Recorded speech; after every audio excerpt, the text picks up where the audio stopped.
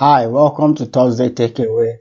Today we'll conclude our series on clean living. We've looked at clean living from the perspective of having clean hands, having a clean mouth, having clean heart, and having a clean mind. Today we'll be talking about clean feet, having clean feet, and I'll be looking at it from the perspective of John 13. John 13, Jesus washing the feet of the disciples in John 13. What does that, what can we learn from that? And two things strikes me regarding that. It's about the humility of Jesus in washing the feet, because traditionally feet during Bible times, let me say, were washed by servants. That's the people that wash the feet, and it's washed after a long journey.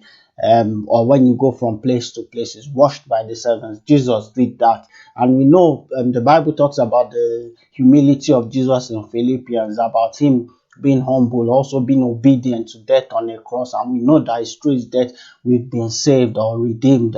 Mankind has been redeemed. That's the first thing that strikes me. The second thing that strikes me is about service, serving one another. And that's what Jesus was doing. It wasn't about hierarchy, it was about service, and that's what Jesus was demonstrating when he washed the feet of the of his disciples. He was demonstrating that in church we are meant to serve. It's not about hierarchy, it's about service.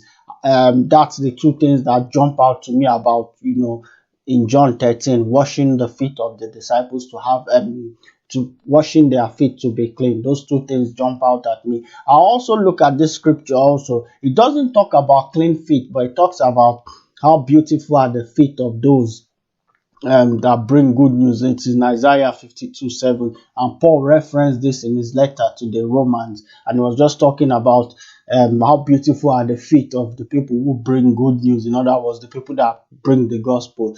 And what strikes me is this. I'll read what I wrote regarding this scripture and regarding what I've spoken about so far. It says this: as Christians, let us serve each other and the wider community which we find ourselves, with clean hands, clean mouth, clean heart, clean mind, and also clean feet.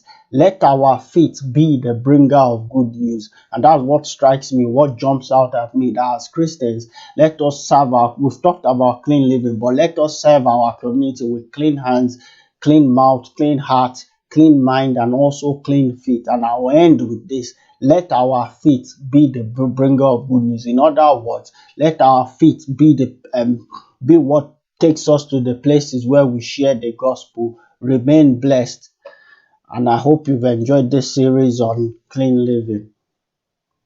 Bye.